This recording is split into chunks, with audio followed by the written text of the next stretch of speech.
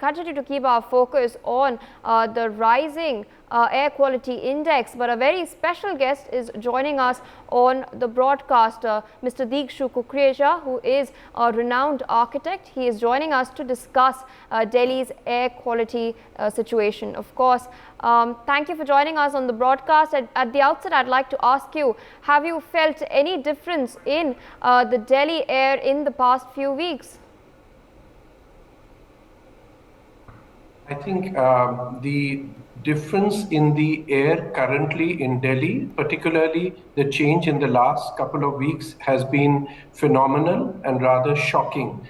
Not only the visual impairment that is happening with the dense smog that has collected, but also the heaviness of the air, the difficulty in breathing, and sort of a light headache that a lot of people are complaining about. I think these are all outcomes of a terrible AQI that we have currently in Delhi. I'd also like to ask you whether you're finding it difficult to be in Delhi at this time of the year. I think currently, with the kind of air quality we have in Delhi, for each one of us, it is simply unbearable. But of course, we all, or most of us, are, confined to certain responsibilities of work, family, and other matters which make us stay put in Delhi. But given a choice, certainly at this time of the year, particularly this year as well, Delhi is completely unlivable. You've spoken of a family. Have you or anyone in your family faced any health problems related to pollution? So the air quality in Delhi and the air pollution that we are facing, I think it is very saddening to see the detrimental effect it's having on health of family and friends all around. My wife, for example, also develops bronchial allergies at this time, and I have so many friends, children of friends, who are facing such problems due to this terrible quality of air. And I think it's a very, very sad state of affairs, because here we talk about Delhi, or we have been talking for many years now, I think. We've been hearing about Delhi becoming a livable city, a world-class city. But when we can't get basic O2 to breathe and survive, I think there's something fundamentally wrong, fundamentally serious, that really needs to be looked at with an alarming sense of urgency.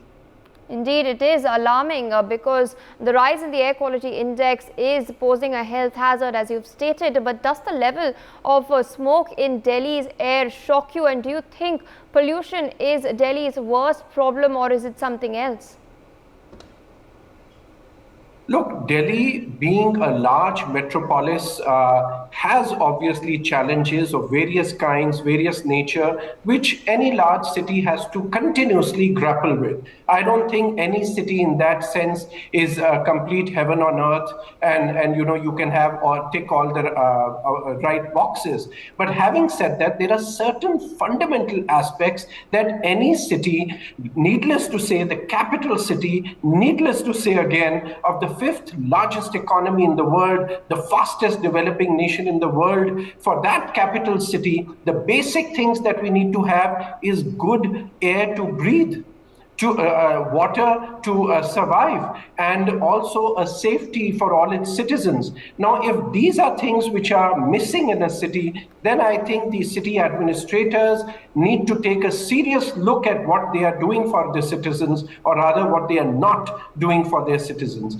And the quality of air today in Delhi is such an alarming proportion of seriousness of how unhealthy it is. Every moment that you and I are breathing, and all the other millions of people living in Delhi are breathing, I think it's a sheer catastrophe. It is something which is literally like an open slaughter of human civilization, which is taking place in front of the eyes of the world, in front of the eyes of this country and our fellow citizens. And somebody really needs to get up and do something about it. I mean, we can keep talking about it year after year. We thought that there is a solution this year in front of us with the Punjab, the farm fires that take place at this time of the year there, and the political alignment between Delhi and Punjab is going to solve the problem. But look, we are in this mess yet again. Indeed, it is something that occurs year after year after year. But I'd also like to ask you whether you've brought air purifiers for your home and office in order to mitigate the negative impact of polluted air. So I think, one of the, as we are as individuals grappling to face this situation, struggling to breathe, many of us, whatever our means allow, whatever technologies or options we hear about, we are just struggling to grasp that as literally a recourse, a final recourse that we can do. So yes, in our offices and in my office, in my residence, we have air purifiers, but I don't think that's the solution. We are not here to go into hibernation. We are not here to seal ourselves from society, from the city, and be clustered together in a room perpetually 24/7. So every time we step out, the problem is still the same. And I don't think air purifiers or any such thing is also a solution, because you know what? It's making our body go through this complete roller coaster of having some reasonable quality of air and then being bombarded with the most polluted air that you can think of as you step outdoors. And my heart goes out to those who have weaker lungs, or to the senior citizens in our city, and to the young children. Today's newspaper article talks about 1 in every 3 children suffering with some asthmatic issues or the other. So I think this is now an issue which cannot just be discussed.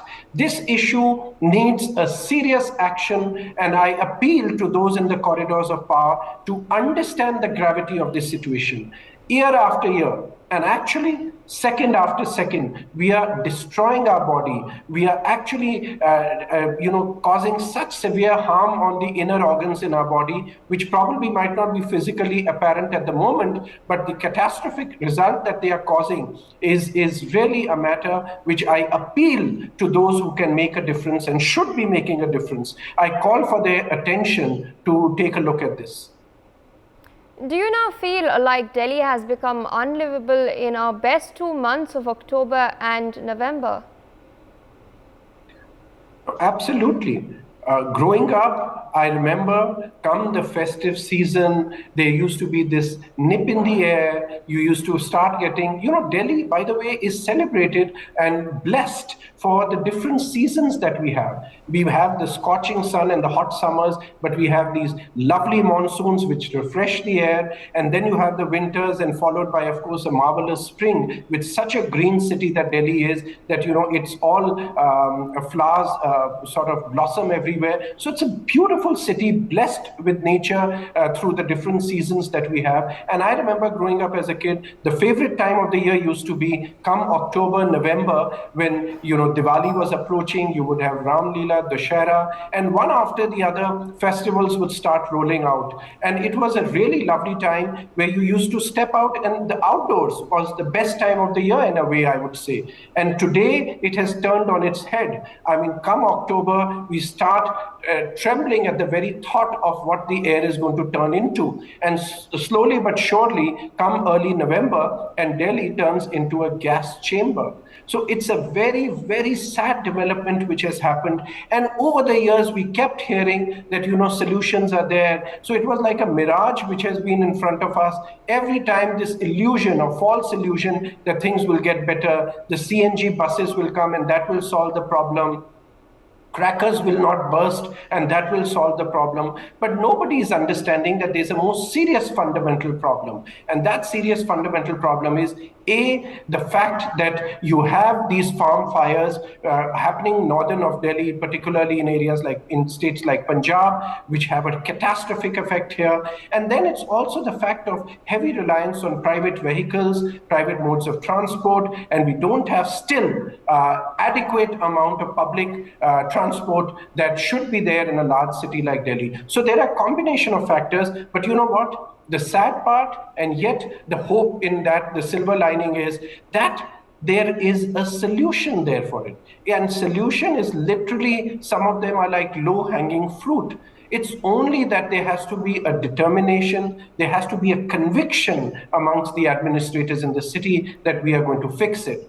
Just the way Delhi was made so beautiful when G20 happened, or even years before when Commonwealth happened. So, you can fix it all. The solutions are all there, the technology is all there. It's just that I believe that the determination or the belief to make it happen is somewhere missing. But you also mentioned that it is a rather severe problem. How do you think Delhi's pollution problem will impact our capital's future if more people begin to leave Delhi? What sort of crisis are we looking at in the near future? Look, I think this detrimental effect of the terrible air quality, unbreathable, unlivable air quality that we face at this time of the year is first and foremost having a catastrophic effect on the health of the citizens. It's a slowly but surely damaging effect on our bodies. So maybe it might not be apparent right out there in the short term, but nobody can deny the fact that it is having very damaging effects on the health of all our citizens or those who live in Delhi. So obviously, at some point, at some breaking point that appears everywhere, when things are just not bearable anymore, is going to soon turn out to happen for Delhi as well, which means investments, which means businesses, which means tourism, which means, the people who drive the economy of Delhi, the people who matter, who need to be in Delhi, are slowly wanting to move out, whether temporarily or even on permanent measures. But how can people face this kind of brunt, not for a day or two, but for literally a quarter of a year, 3 months or more sometimes? It starts sometimes in late October, mid-October, and goes all the way till end January. So it is a long period of a complete, sort of shock and hurt that we face every single day. And I think it will have a lot of effect on whether it is to do with migration out of Delhi or whether, like I said, effects on tourism, businesses, and the very fact of how the world looks at Delhi or looks at India through the lenses of its capital city. Indeed, the ramifications are quite severe. But why do you think our netas don't address Delhi's pollution crisis in a rather tangible manner?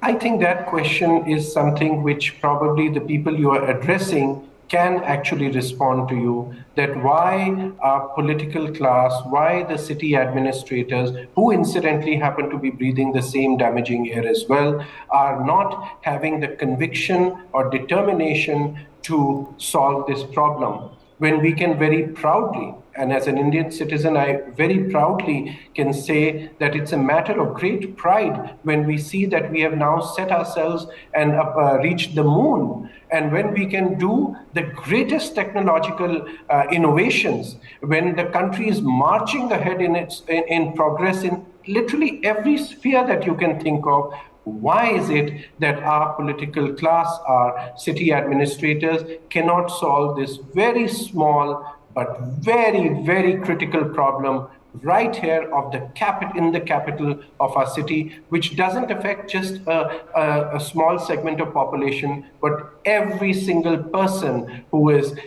living in this city? I failed to find the answer that why, when the solutions are all there, they are not being put into application by our political class and city administrators. Through your program, I can only humbly appeal to those to come together, to disregard different political thoughts or ideologies that might be there, but at least work and solve the problems of this over 2.5, or rather 25 plus million people who are at the moment choking slowly but surely towards death.